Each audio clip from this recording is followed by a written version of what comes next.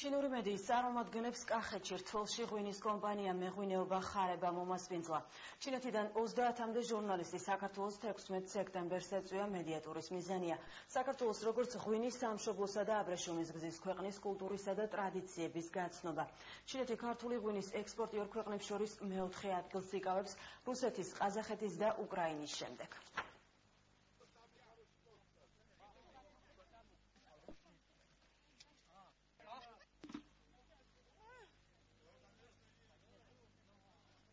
ჩვენი მიზანია რომ ქართული ღვინო ცნობადი გახდეს სხვა ახალ ბაზრებზე, ანუ იმ ბაზრებზე, სადაც გვაქვს პოტენციალი და ზოგადად ნაკლებად ვიქნებით დამოკიდებული ცვლილებებზე ამა თუ იმ ბაზრებზე. ამ შემთხვევაში ჩინეთი არის ძალიან მნიშვნელოვანი, ამერიკის შეერთებული შტატები, პოლონეთი, სადაც ჩვენი გაყიდვები იზრდება. ალბათ კიდევ ბევრი გვაქვს გასაკეთებელი იმისთვის, რომ გაჩნდეს ცნობადობა და გაიზარდეს, მაგრამ ნამდვილად არის ამის პოტენციალი ჩინეთშიც, სადაც წელს მატება, უკვე ექსპორტის მატება 60%-ზე ავიდა შაშანდერთან შედარებით.